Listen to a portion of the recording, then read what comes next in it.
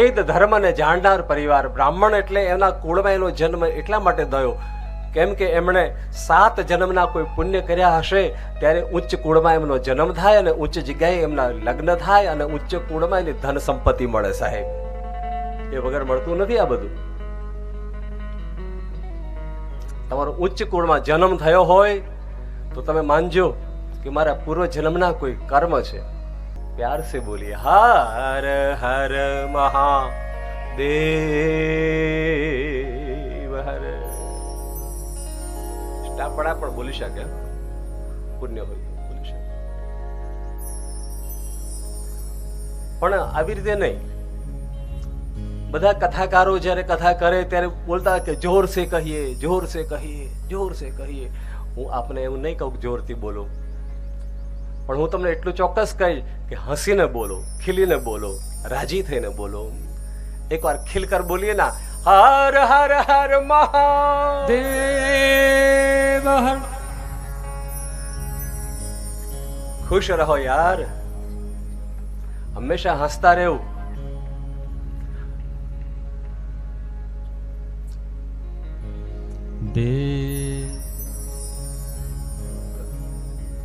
ભગવાન શિવ મહાપુરાણ ની કથાનો પ્રારંભ કરું છું. 88,000 ઋષિ મુનિઓ જેના ગુણગાન ગાતા થાકતા નથી.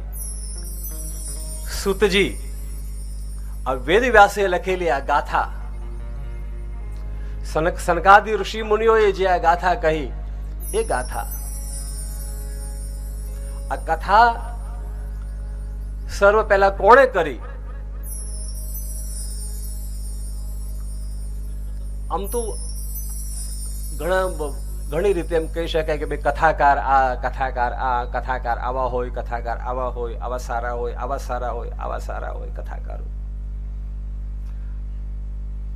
બ્રાહ્મણ જ કથાકાર હોય, આ જ કથાકાર હોય, આવી બધી ચર્ચાઓ ચાલતી રહે. પણ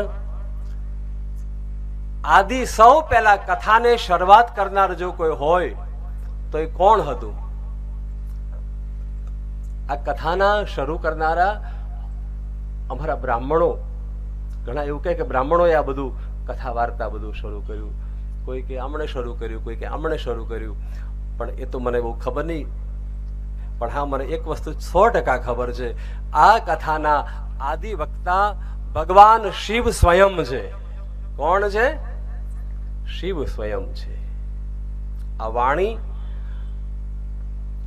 કોઈ વ્યક્તિની નથી, આ વચન કોઈ વ્યક્તિના નથી.